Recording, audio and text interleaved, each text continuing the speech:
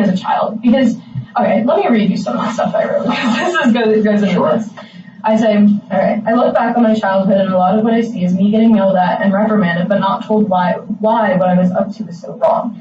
Not only did nobody really tell me, let me explain why I was doing something wrong, but nobody explained to me why what I did was wrong. I know the phrase is, you can't do things like this. I don't know is not an answer, and think about things before you do them.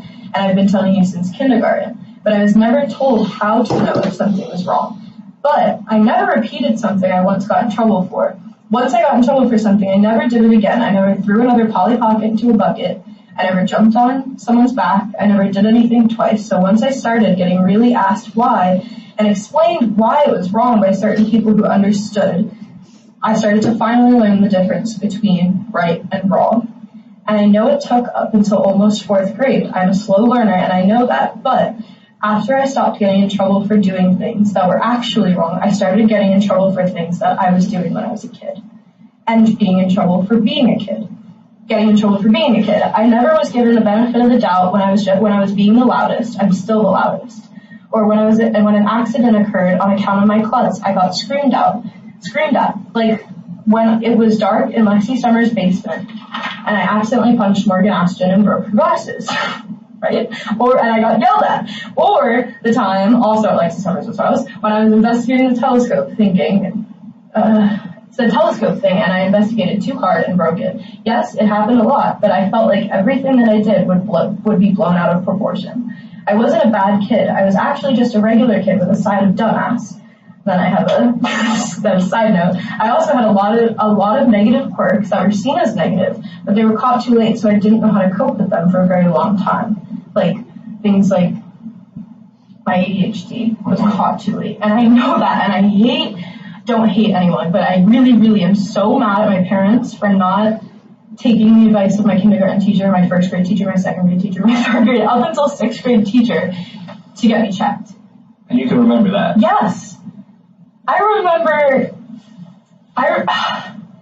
I go into it later, but in kindergarten, I told you this last week, I had to fill out, I remember that, and I remember having a meeting when we first started doing that with Miss Stalker and my mom, and Miss Stalker said, listen, like, I was like playing off, but I was still listening, and she was like, listen, kids aren't like this, like, there's something different. Yeah. And never wrong. There was never anything wrong with me in other people's heads, but in my mom's head there was something wrong. And even after I got diagnosed with ADHD, I remember for 3 or 4 years, I got diagnosed in December of 6th grade.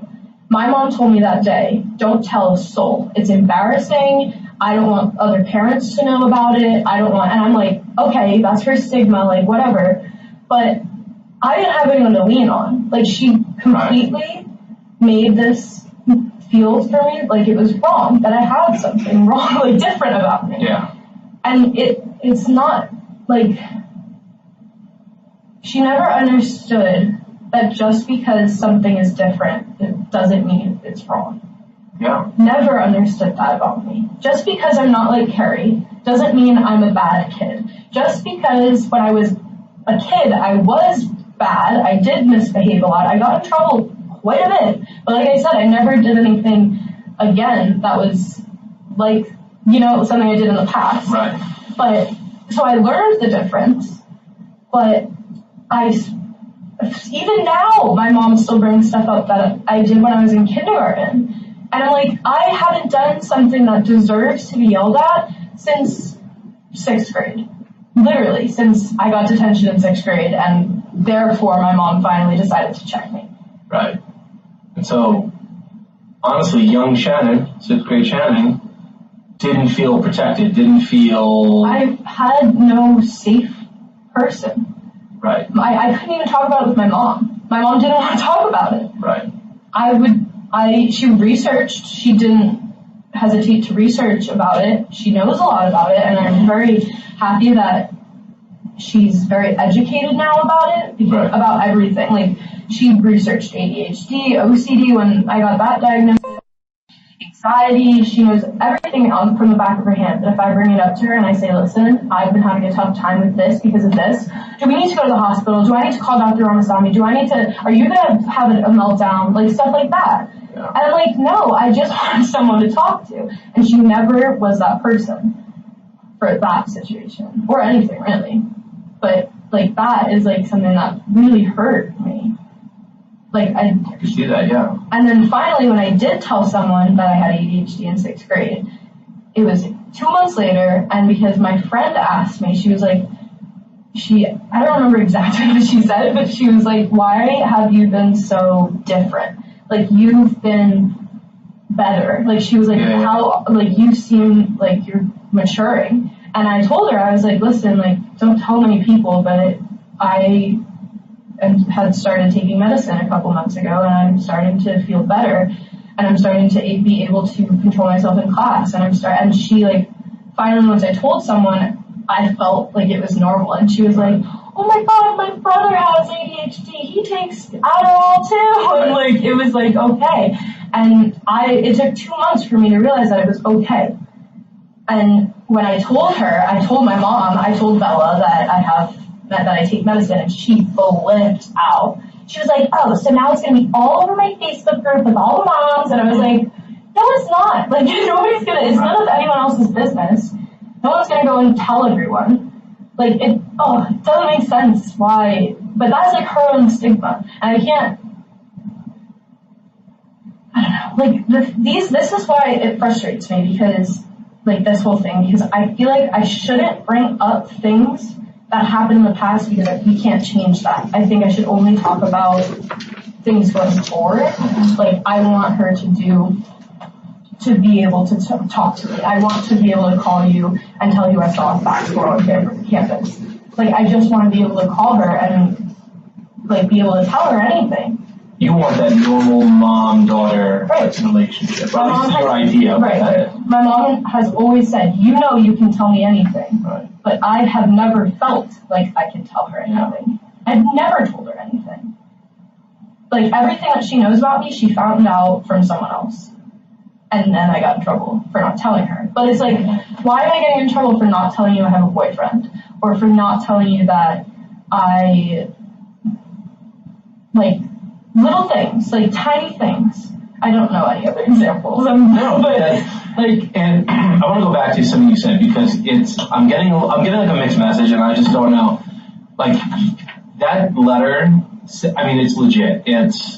I could feel feelings and emotions and coming out of it, and you're telling me, like, oh, that hurts so bad, and how frustrated you are, and I can only imagine what, like, 3rd grade Shannon felt like, 4th grade Shannon felt. You know what I mean? And just that lonely feeling that hurt. Like, why doesn't my mom get me? Why? You know what I mean? Mm-hmm. And well, I didn't get it then. Like, no. Back in the day, like, I think the first time I started realizing that the relationship I have with my mom is not correct, it's not right at all. Right. Was freshman year of high school, when I started, like, having sleepovers more with people and seeing their relationships with their mom. Mm-hmm. Okay. And it wasn't until then, like, even when I have a friend over, my mom finds a reason to yell at me. Right. And embarrasses me. But you could have I'm not saying parents don't yell at their kids, but I've never seen any of my friends get yelled at. And almost all of my friends have seen me get yelled at by my mom. Right.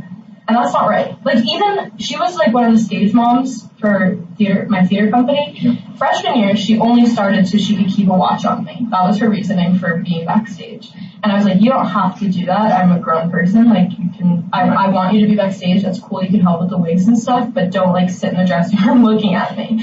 Like, You don't need to do that. And, like, she just always feels like if she doesn't have an eye on me, I'm gonna go out of control. Like, she would visit my class, like, for parent-teacher days. The parents would come in, like, follow the kids around every day, or for the day.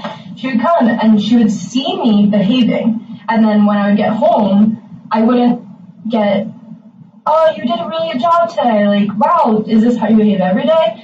Wow, you really did a good job controlling yourself in front of me. I bet tomorrow you're going to go in and get in trouble. Like, stuff like that. And, like, I've never been praised. You never got that acknowledgement of just. But I've been trying, and I have come so far from little baby Shannon, and my mom doesn't see that. My mom still sees me as someone who